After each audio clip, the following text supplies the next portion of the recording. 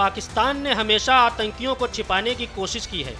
यही वजह है कि आज पाकिस्तान आतंकियों के लिए एक सुरक्षित स्थान बना हुआ है। हालांकि समय समय पर पाकिस्तान की ये सच्चाई भी सामने आती रहती है।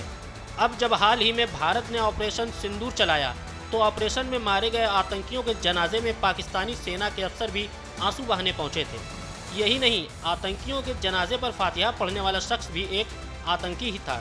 आतंकियों के जनाजे में फातिहा पढ़ने वाला शख्स आतंकी हाफिज अब्दुल रऊफ था, जिसे अमेरिका ने भी आतंकियों की लिस्ट में शामिल कर रखा है।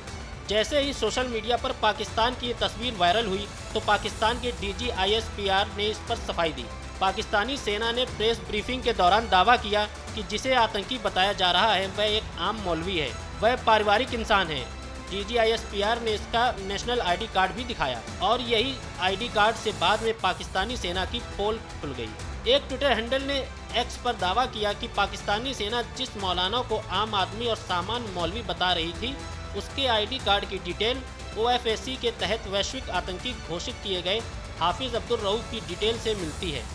वहीं पाकिस्तान के DGISPR ने जो ID कार्ड शेयर किया था उसमें नाम, जन्म की तारीख और नेशनल ID नंबर भी वही था जो आतंकी हाफिज अब्दुल रऊफ का है। पाकिस्तानी सेना ने कहा था कि अंतर्राष्ट्रीय मीडिया भी भारत के दावे को सही मान रहा है। DGISPR ने कहा कि दावा किया जा रहा है कि यह शख्स आतंकी का भाई है। उन्होंने कहा कि दावा किया गया कि वह मौलाना मसूद अजहर का भाई है।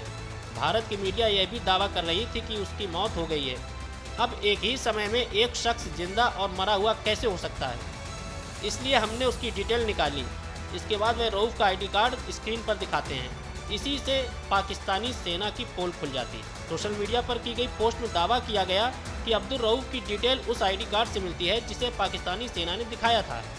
तो वहीं दूसरी तरफ पाकिस्तानी सेना उसे मासूम बता रही थी, लेकिन अमेरिका ने भी उस शख्स को आतंकवादी घोषित कर रखा है। यही नहीं, पाकिस्तानी सेना की प्रेस ब्रीफिंग में बताया गया कि रऊफ PMML संगठन से जुड़ा है। इसमें खास बात यह है कि PMML भले ही खुद को एक पॉलिटिकल विंग बताता हो, लेकिन वो खुद 2008 के 26/11 मुंबई हमलों समेत भारत में कई हमले के पीछे शामिल एक आतंकवादी समूह है। यानी जिस रऊफ को अमेरिका ने ग्लोबल टेररिस्ट घोषित कर रखा है, उस आतंकी को पाकिस्तान की सेना दुनिया के सामने बेगुनाह बता रही है।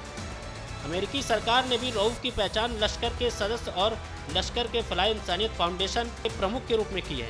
अमेरिकी जांच में कहा गया है कि रऊफ और FIF लश्कर के लिए फंड जुटाने का काम करते थे।